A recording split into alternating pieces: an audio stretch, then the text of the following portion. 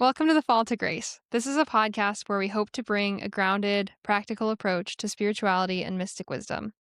I'm Cyan and today my friend Connor Hatton and I are going to talk about what it means to do the work when it comes to spirituality.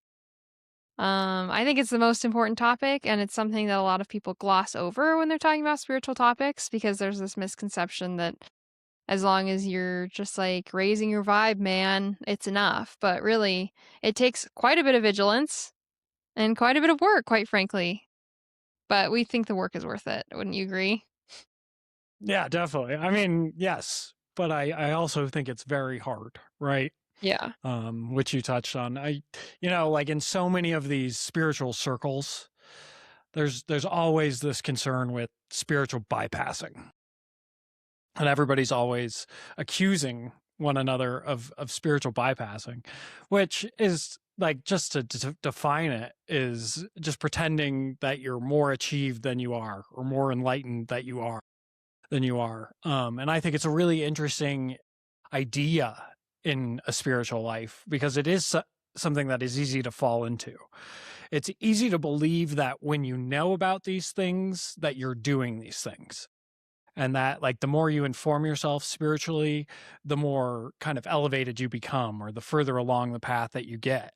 But it disregards a lot of what the actual work is, which is very deeply personal and it's very deeply individual.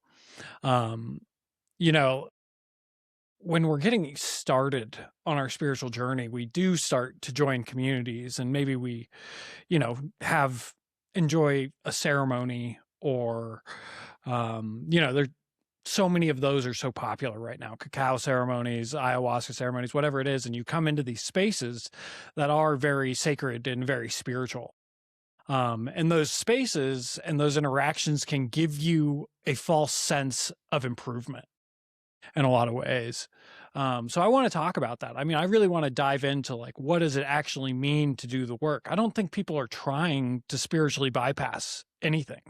Like, I don't think this is a deliberate effort on people's part to appear higher and mightier than they are, though that's often how it comes off. Like, but actually doing the work and working on, the humility, the discipline, all of the things that it takes to further spiritually it's far different than sitting in a ceremony, and it's far different than meditating once or twice. It's about actually investing in yourself and investing in your life and doing this every single minute of every single day, because that's what the work actually requires is constant vigilance. So I know you were talking about, I think the reason that we're talking about this is that you were talking about how you have been changing some of these things about yourself and how you've been really adamantly working on some of these things and you're experiencing that fatigue. So why don't you tell us a little bit about that? Yeah, and I don't know if I'd say I'm experiencing fatigue, but I am just noticing how vigilant you really do have to be, and that is what spurred this topic is a conversation Connor and I had the other day. Because I caught him kind of saying something negative, and I was like, "Hey, we can't be doing that." But, and then he made a great point. He's like, "Oh, yeah, that's why so many of these traditions start with mindfulness, because if you don't have your mind somewhat wrangled, if you don't have like a true awareness of what's happening in your mind, um, then you have no baseline for the rest of it." So, but yeah, it definitely does it takes a lot of awareness. And in so many ways, like, and I think that to your point that you just made too, 90% of it, or maybe 99% of it, is about the integration. It's not about the peak experiences like the ayahuasca ceremony or really any kind of ceremony that you partake in that's like blows your mind. That's what I'm describing as a peak experience. Or when you're in a meditative state and you go to another dimension or all those things that are super cool that happen to us. Like those are peak experiences and those are fantastic. But really the work is the other 99.9% of the time that we're living our lives where it's about the integration. It's even talk therapy is another great example. Some people go to talk therapy forever, which is fine, but I think you may have a deeper experience if you go into talk therapy with a plan to end talk therapy at a certain point, and then you begin to integrate what you've learned, instead of just relying on having a therapist every single week to spill your guts to. That's all a metaphor for kind of what we're talking about here. It's vital that you begin to integrate everything that you've learned in these states in your daily life. Otherwise you're just hoarding tools in your tool shed. This is something my mom said recently. You're hoarding tools in your tool shed. At a certain point, you have to go and pick up a hammer and use the hammer. You don't need 10 different hammers. What are your thoughts Right. on it? What's your recent experience with this?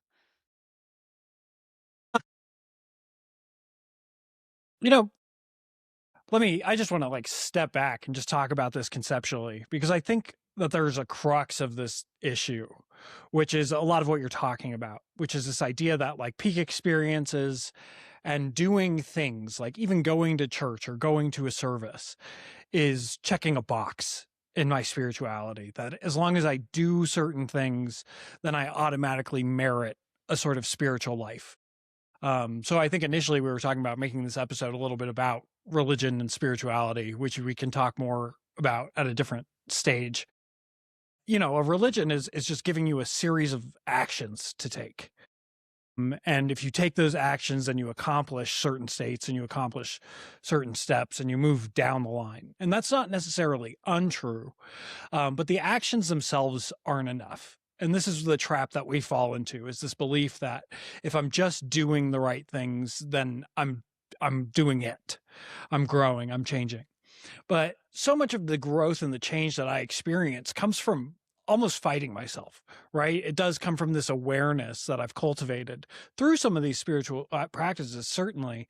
But all that has given me is an outline of the problem. I can now see the problem because I have the awareness. And the problem is my mind. The problem is the constant feed of thoughts that my mind is offering me. It's the constant more, more, more, or you're not doing enough, right? The negative self-talk that I have, my self-consciousness, my self-pity, my worry, my resentment, all of those ideas are things that are going on in my head. And those are the things that these ceremonies and that these rituals don't necessarily deal with. These are things that happen in the quiet of your own mind and in the quiet of your own heart. And you have to deal with them every single second of every single day. The mind never stops, right? It's not just waiting for you to take your hour break to indulge your spirituality. It's waiting for you to engage it and take an active role in it. So when we talk about awareness, and as most spiritual traditions do emphasize awareness, the idea is that we're getting a grasp on what's actually happening in our minds. We're not following what the mind tells us. We're checking to see if the thoughts that we're being fed are true to us. We're checking to see if they are resonant in a certain sense. And we're checking to see if they come from limited belief systems that we might hold. And that's the real work, is saying, wow, that thought comes from my fear of being inadequate, or that thought comes from my fear of not making enough money. And when we don't have that awareness, we just do what the mind tells us. I mean, we just follow what it's prescribing to us. And as we've talked about, the mind is just a problem solver. So the mind is always going to find a problem to solve. And that's why we have this experience of more, more, more. It's because the problems are more, more, more. And that's just the nature of the mind, is to discover problems and try to solve them. So most of the work is reeling that in and saying, there's not a problem here, or that's a problem I'm creating from an old belief system. How can I change that? And that's a second by second decision. And it's a decision that you're going to come across 100 times in a day. You're going to feel inadequate 100 times a day. And it's your job to say, no, this is just my mind talking. That's not actually true. What I actually believe is this. And so we're reprogramming. And reprogramming is very, very in the mud, in the weeds work. Yes. Yeah, that's the thing, is like, if you inhabit currently a human body, and I would imagine that all of our listeners do, they're probably embodied beings, then like you do have karma to work through. You have this mind that you have to wrangle. And like what I mean by peak experiences is you might have caught a glimpse on mushrooms or something of like oneness, that like universal love feeling or something like that. You might have caught glimpses in your meditation, you might have caught glimpses at a puja or various other things, or the birth of your first child. These are peak experiences that really are able to clear your mind.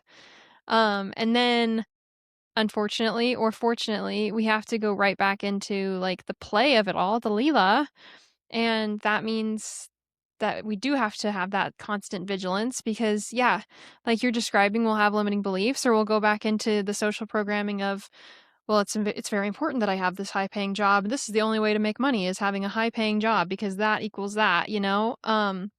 Or you forget the oneness that you experienced on mushrooms and you start yelling at pedestrians when you're driving your car. You start having road rage, or you start like getting, frustrated. It's like it goes out the window. And this is what we're saying is when you start watching your thoughts, you notice how many thoughts, like you said, are not actually in alignment. They're not the ones that you would choose.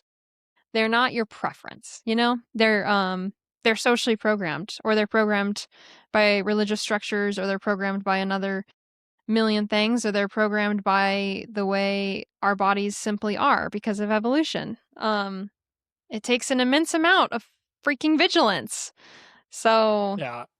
I think it's funny when you talk about like the peak experiences, like those are the moments when you do have like the birth of your first child, or you stare longingly into your lover's eyes and you go, "Oh, this is spiritual." Like, wow, what a spiritual experience. And those experiences are very important because they show us the side of us that kind of transcends the normal day in and day out of life. But it kind of misses the point in the same way, because it says that those moments are spiritual and me going to work every day isn't. Right? When I talk to the grocery clerk, that's not spiritual, but when I go to the temple, it is spiritual. But the reality of this situation and what you're talking about with oneness and all of this is that everything is spiritual. That if I am to kind of buy into a belief that God is everything and God is constantly working in my life and that I'm constantly growing and that every single moment is an opportunity to kind of embody the self that I'd like to be, then every single moment is spiritual. And that's the integrity and the honor that we have to give every single moment. So it starts here. The work starts here, which is the realization that there's no distinguishing between the birth of your first child and talking to the grocery store clerk in terms of God. Right? I've accepted that God is everything. So God is not just these bright, beautiful moments. It's also these difficult moments that I have. And when I start to do that, my life becomes very engaged. Like, it's so exciting to me to do some of this work. Like, I am so thrilled because for the first time in my life, after I've developed all this awareness, like I feel like my head's in the game. And I'm like, oh man, like looking left and looking right and asking every single experience, like, what does it mean? What does it mean? But it's exhausting. It's exhausting. And that's what my mind wants me to believe. But we never stop thinking. Like, our mind is on from the moment open your eyes to the moment your head hits the pillow. You are having thoughts in your head. And if you're hearing that idea and you're going, wow, I didn't even realize that, I'm just thinking all the time, that's because there's no awareness there. The awareness shows us that, like, whether I am sitting as still as I possibly can, trying as hard as I can not to think about anything, and those thoughts still come, right? So I'm almost fighting a victim without fatigue, or not a victim, excuse me, an enemy without fatigue when I'm engaging my mind. It's not going to stop, so I can't stop. And that's the hard part of this. But it is also beautiful because it does mean that every single moment is this pregnant opportunity to grow and to change. Like, there's no distinguishing between this is spiritual because there are relics involved and there's ceremony involved and there's plant medicine involved, to this is not spiritual. I'm eating junk food. I'm sleeping. I'm doing all these things. Like, every single one of those moments is just as spiritual as the others. Every single moment is infinitely spiritual. So what does that mean to me? when I start to ask that question, that's when I start to do the work. When I start to say, "Oh man, you mean everything?" Yeah, and you say, "Yes, everything that you do requires you to be vigilant and see how you're responding to those things." It's so easy to go out driving and somebody to, stop short or cut you off and you immediately to flip out and react on that instinct. When we react on that instinct, we're being very not spiritual, right? The spirituality is what separates us from the animals that we are, right? We are, by all intents and purposes, evolved monkeys, and we are creatures of habit and we are creatures of instinct. When we try to be, or when we start to be spiritual and we start to be more human in the certain sense, it means that we're not acting just out of instinct and habit. We are questioning instincts and habits, and we're acting from the result of that question. So it's a very different life, and it's very different than just having a calendar full of spiritual events. Those Yes. things all certainly help. I mean, we can talk about the role of that too, but like this is the starting point, is that every single thing is God and you are God. And what does that mean to you? What do these big ideas mean for your everyday life? Not just these moments you're sitting and doing this, but every single moment from the moment you leave here to the moment you die is spiritual. Yes. And that becomes, then life becomes something you can really sink your teeth into. Like, that's when it gets fun, is when you start to see everything as grace, including the suffering and including the mundane. And you start to ask, what can I learn from this experience? Um, then you start doing karma yoga. And I love this quote. My friend Kaleshvari quotes this all the time. I can't remember who said it. Maybe it might have been Krishna, but I might be misattributing the original quote. Um, it's easier to tame the 5 winds than it is to tame the human mind. Hmm. I'm paraphrasing, but it's something like that. And it's true. It's easier to do your karma yoga than it is to sit and meditate in the way that a lot of Westerners think of meditation, which is, when I say wrangle the mind, I don't actually mean like control your thoughts. I mean, in a way, but it's not exactly like that. I mean, when you error, I guess you do like kind of subtly, let that thought go and maybe redirect your mind, but it's not like a forcing. Joe Wagner says we're untangling the knot, but really the knot is ourselves. So we have to be gentle. We have to be gentle. Like, I like to think of it as like our body, our literal like physical form tied up in a knot. If you just try to like pull the knot apart, it might even tighten it more, and it would hurt as well. You have to be gentle, and you have to like slowly kind of massage the knot out and let it become untangled. Um, so that's, I guess, kind of what I mean when I say wrangle, is becoming vigilant, or in other words, becoming aware, just noticing. So much of this is just noticing and then noting, like a scientist, Um, yeah, and then beginning to practice karma yoga, beginning to make different choices based on the things that you're noting and based off your preferences. Like, which thoughts feel better to you? It's actually as simple as that. Which thoughts feel better to you? When you think a thought like, I could never, I have to have a high paying job in order to live, it's like, that doesn't really feel good to me. Is that the truth? I don't think that's the truth. I think the world is a lot bigger and weirder than we're giving it credit for when we're thinking a thought like that. So is there a way that we can massage that thought out and, like, I don't know, think a thought that feels better? Like, there are plenty of ways that people make money that don't include having a job that they hate. You know what I mean? Like, that's just an example, but we can do that with every thought that we have when we start noticing, which is truly a superpower, you know? Hmm. No, I totally agree. What, I think that's also at the heart of this, which is just choosing what experience we're going to have and what thoughts resonate. Like when you do have a problem, like I'm not making enough money, your mind takes that as a problem to solve and works extremely hard to get you more money. And it says you need to you need to, you hate your one job and you're not making enough money. You have to work extremely hard to find this new job and to find a higher paying job. And then it solves the problem, but only temporarily. You'll still find yourself back in that problem once again. And you'll find it either around money or discontentment around your job or whatever it is. Those problems constantly return, and the mind just keeps working at the problem. We're not actually getting anywhere. We're just finding new problems to solve. So to actually tackle that problem is to understand what about me makes me think I need more money right now. Taking an honest assessment of my life and saying, do I actually need this more money, or am I chasing a status? Am I chasing material?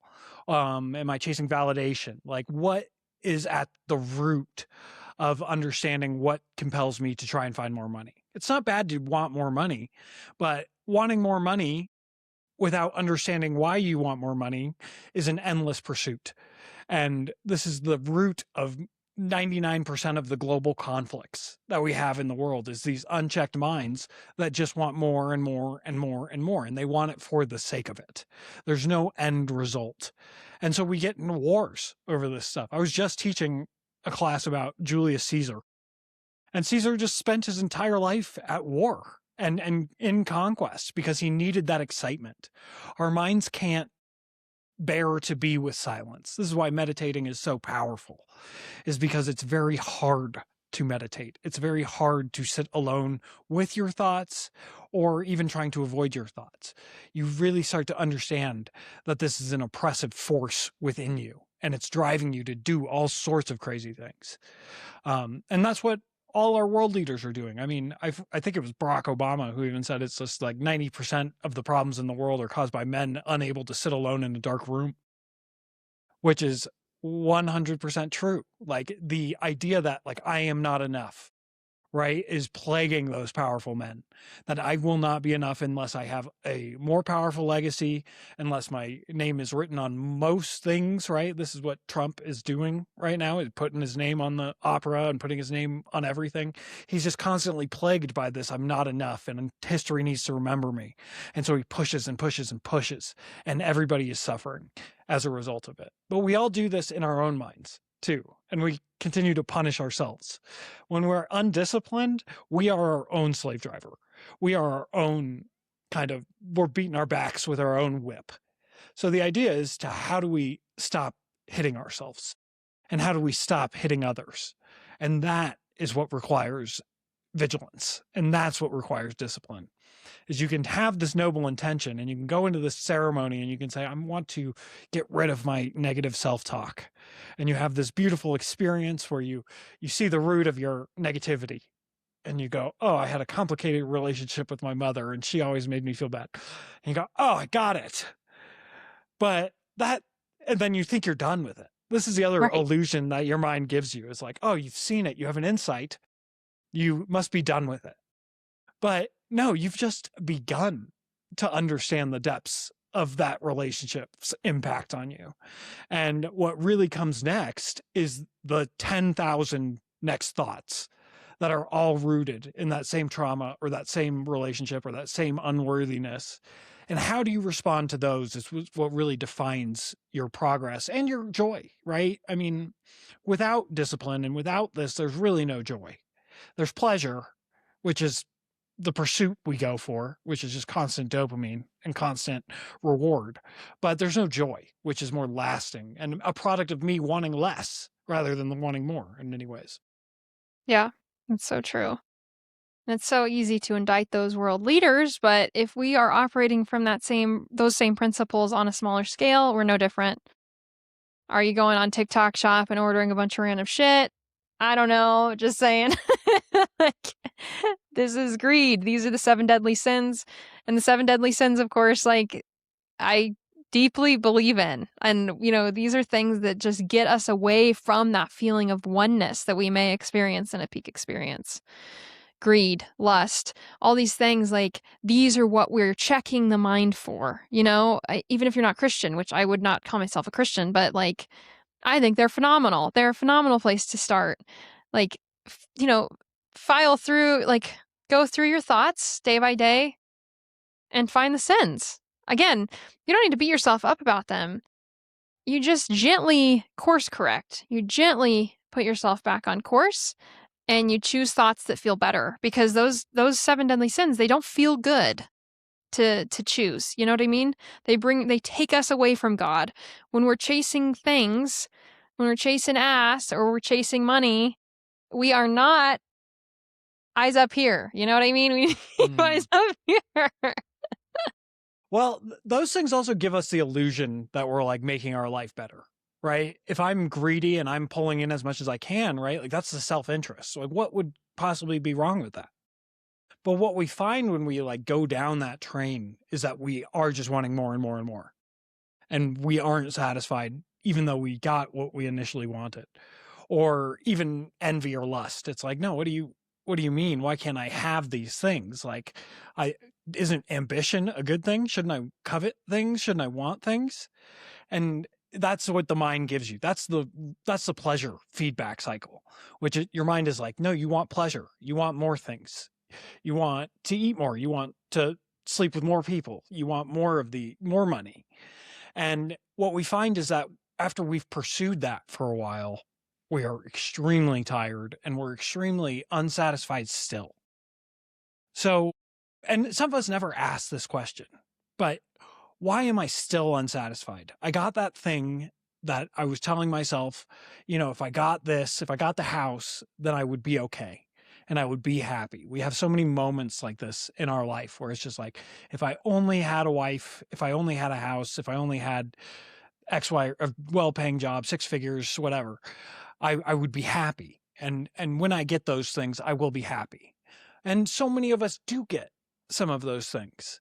And we never take the moment to say, wow, I'm still not happy and I have the thing that I wanted. What could be at the root of that? What Right. is that? Yeah. Because it's a condition. It's not, I mean, it's not even anything malicious, right? Like it's just who we are and what the mind is. It's not a vilification of any individual to not be disciplined. It's just if you want joy and you want peace and you want serenity, you find discipline. Most of us, as we've talked about, come to this through the suffering of having pursued these things to no end, only to ask that question. That's the beginning of a Yeah. spiritual journey. It's the best place to be. But that's brings us back to a point I made at the beginning, is like, if we're in a human body, then we have karma. You don't have to believe in karma. You don't have to belong to a dharmic tradition, but like to understand hopefully what I mean here. But like as long as we're in a body, we're learning. So, there's no way that you aren't going to error. And that's okay. Like that's how it's built. We're monkeys. I love our friend Josh always says that Hanuman is the representation of what can be done when the monkey mind is wrangled and perfected, so to speak, as much as it could be. Like when we use our monkey mind for good and we really like become service oriented, which is what Hanuman represents, which is he's a Hindu deity if you aren't familiar. When we use our monkey mind for good, when we are service oriented, everything changes, you know? You can speak to Yeah. that, I'm sure. Well, certainly. I mean, the other key quote from this kind of sphere is that the mind is an excellent servant and a terrible master. And that's how a lot of us live, is that our mind is our master. We don't have a lot of space between our thoughts and our reality. And that's painful because when we look at the world and we have an experience, it could be any random experience that you have throughout a day, just a conversation that you have with somebody. There are things that were said, there was an interaction that was had, and then there are all your thoughts about the interaction. If it was good or if it was bad, whatever it is, your every single experience runs through a filter, which is your mind. And you can have a total normal interaction with someone, but if you are deeply self-conscious, you're going to walk away from that and be like, they were looking at the zit on my nose that whole time. Like I couldn't focus at all. Like they think I'm the dirtiest, most hideous person in the world, right? This is what our mind being our master is. is that we can't even have like normal conversations without it meaning something horrible for myself, really, and going into my self-consciousness. So when I start to do the work, I start to gain a grip over my mind, and I start to, work on that self-consciousness enough, right? Like I see that come up, right? I see that thought of, man, he was staring at that zit on my nose. And I go, no, he wasn't. Like this is just all in my mind. And I recognize it for what it is and I release it. I don't buy into the narrative that my mind is feeding me. And I do this hundreds and hundreds and hundreds of times in a day. That every single experience I have, I understand is running through my filter. So I have to constantly question what the filter is. And at a certain point down the line, after I've done this for a while, the mind calms down. And I've worked on my self consciousness and I've started to put my mind to work rather than be worked by it. The mind is an excellent problem solving tool. It's an amazing thing. It is what separates us from the monkeys in many senses. We can rationalize, we can use tools, we can make ideas, we can be creative, we can make a podcast in large part with our mind, right? But that's coming from a more disciplined place. I'm now employing that. Everything does change when the mind is in service to something other than the self, which is what Hanuman represents a lot. The mind is extremely self-centered and it's in constant service to me. It's constantly trying to figure out my problems, how to make me more attractive, how to make me more appealing, how to make me better at my job, how to make me more money, whatever it is. My mind is constantly working on this problem of my experience and my happiness.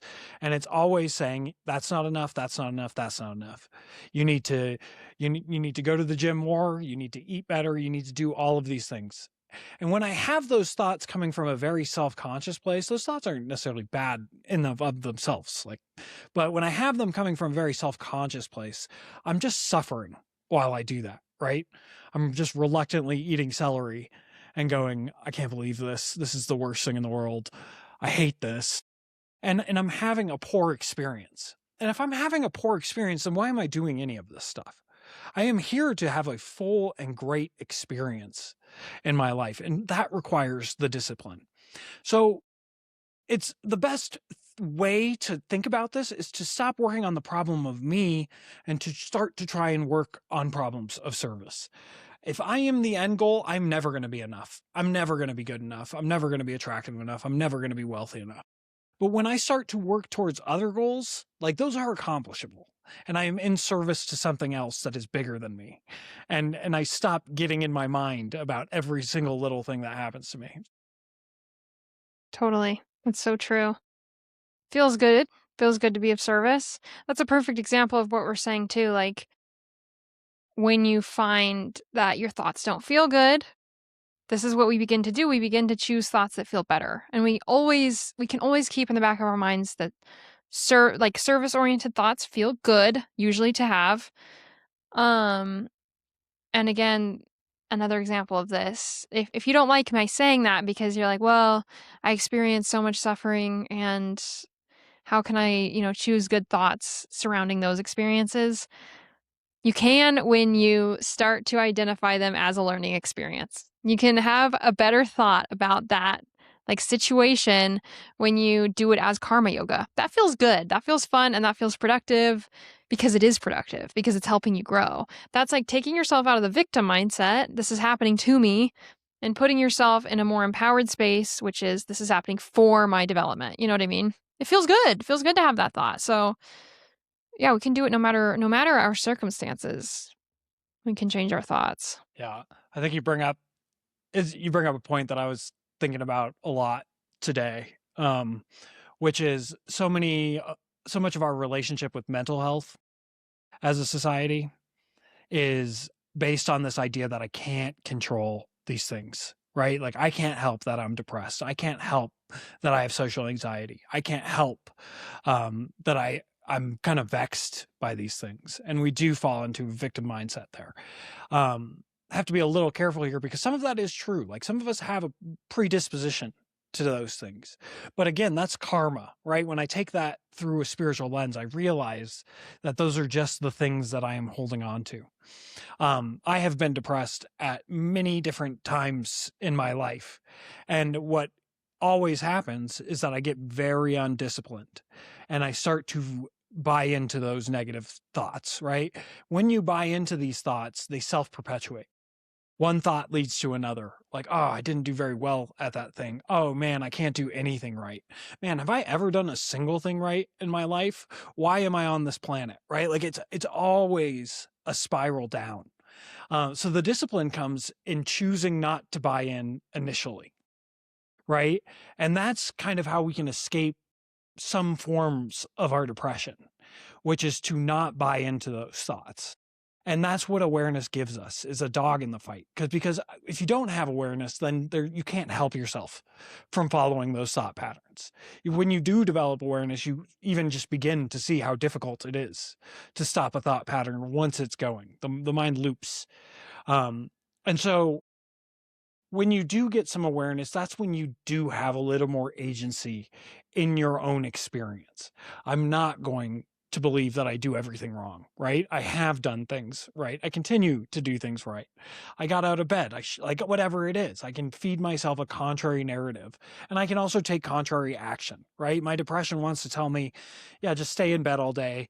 Like, don't do anything. Like, it'll be good. You'll feel better if you take a break from life. If you isolate and don't talk to anybody for a day, you'll feel better. And it feeds me those thoughts too. But when I'm disciplined and aware, I go, that's never been my experience. I do so much better when I'm talking to people and I'm out in the world and I'm getting sunshine. Like I've never felt better sitting in bed. But when I am depressed, every single morning, it's like, just stay in bed. It'll be good. You'll love it. And I go, yeah, I think I will. Yeah, awesome. Right. And it's such the Totally. easier thing to do. So this also requires energy. And that's hard too. I mean, it's really hard to do the work. I want people to come away with that. But it's the only thing to do. I mean, it's the only reason we're here is to do this work. We look everywhere for people to tell us what we're supposed to be doing. But what you're supposed to be doing is sitting here and working with your mind more than anything. You can certainly take a lot of actions in your life, but we take way too many actions. We believe that we need to be doing something constantly. We need to be scrolling. We need to be whatever it is. And we suffer because of that. So disciplining is difficult and it's hard fought. One thing that Joe says, taking that dharmic perspective, taking a multiple lifetime lens at this, is he says, your mind has been doing this for 10,000 years. 20,000 years. It's been on a loop. It's been on repeat. It's been feeding you thought loops and feeding you bad ideas. If you are going to try to stop that, you have to realize that you're fighting 20,000 years of habits. So don't beat yourself up when you lose some of these battles because it's a much stronger army than yours, at least initially. Oh, I love that. That's so true. I did want to say something about what you just said. People aren't going to like what you said about it being karma to have like a true chemical imbalance in the brain. But I agree with you. We all have our own, like, if this is like a video game, we all have our own opponents to fight in the video game. So I don't know why people get so upset about, the suggestion that they may have past life karma to work through in this life. Like, of course you do, as do I. Not one single person is going to get out of this without bad experiences, uncomfortable experiences. So if yours happens to be a chemical imbalance of the brain, karma is an opportunity. That's what karma is an opportunity to learn, So that's what we're talking about. So take your lumps as learning opportunities. Don't get don't get too caught up in it emotionally, I'd say. Yeah, definitely. I mean, maybe just to clarify that idea, like we all have wounds and we all have traumas too. I mean, there's like these are very valid reasons to be sad at times and to Mhm. experience suffering. Like it's not wrong to Yes. suffer. Yeah. It's most of what this is, right? Like if you are suffering, you're doing it right. You're on your way. Um, but it's a choice to try and get out of it. right? I can either accept this aspect of myself, which is like, you're just going to have the blues all the time, or I can fight. I mean, I can try to rewrite that narrative in my head, and I can work on those wounds, and I can work on those traumatic experiences. It's not my fault, or it's not anybody's fault that we have these conditions or we have these experiences. Like, don't think of it that way. Like, oh, so it's my fault if I'm depressed. You're telling me from my last life. Like, Right. no, it's not your Yeah. fault. It's not your fault, but it is your responsibility. And that's a really hard idea for the mind to wrap around. Is just like, oh, my alcoholism is not my fault. I have a genetic predisposition to alcohol abuse, right? But it is my responsibility to deal with that. And I didn't ask for that, but it gave me a noble struggle. And only when I started to meet that struggle as a noble struggle, did I start to improve, and did I get some freedom, and did I find a spiritual life, and did I find the fruits of living discipline. So we always need to be thinking in those terms. Like, it's not my fault, but it is my responsibility when it comes to ourselves. Too many times we're blaming the world. Like, it's just, don't you see the world right now? Of course I'm upset. And the hard truth about that is that you've chosen to be upset about these things. It doesn't mean that they're not upsetting, but it means that you're holding on to those ideas and you're carrying them into every aspect of your life. And in many ways, those things don't have any bearance on some of the things in your life. You know, a war in Iran does not dictate how I treat the grocery clerk. Like, that's the hard Yes. truth. And yeah, exactly. And what I mean too, and to add on to what you were saying is, yes, you can suffer. You can experience suffering. You should experience suffering. That's what we're here to do. And yet you don't have to identify as the sufferer. That's an important distinction, and one that I've had to learn. Like, that's a hard one battle for me because I like to identify as the one who suffers. It's exciting. You get pity points. It feels good, actually. Like, you can kind of get off on being the one who suffers. You know, I'm so deep. No one understands how deep I am. I'm gonna Mm. listen to Elliott Smith and curl up in a ball and just think about my depth. Like, I'm so special in my suffering. And yet, it's not productive. It's not actually, when I go a couple layers down, my personal preference. It feels like my personal preference on the surface, and yet it's really not when I boil it down. It feels better to choose different thoughts. So we can suffer gracefully, and we can not choose to identify as the one who suffers, if that makes sense. So that's that's the last point that I'll make in this episode. That's what I'll leave you all with today. Anything else you'd like to add? Um, yeah. So, I mean, I just want to touch on, you made a really good point, which is like, once I start to develop awareness, I can start to see something like that, which is like, oh man, like, I'm not lying in bed listening to Elliott Smith and thinking about myself like that. There's an element of pleasure to this, right? Yeah. Like, I'm enjoying parts of this, and it takes away those pity points that you're Mhm. giving yourself, because you're like, no, you're just enjoying this.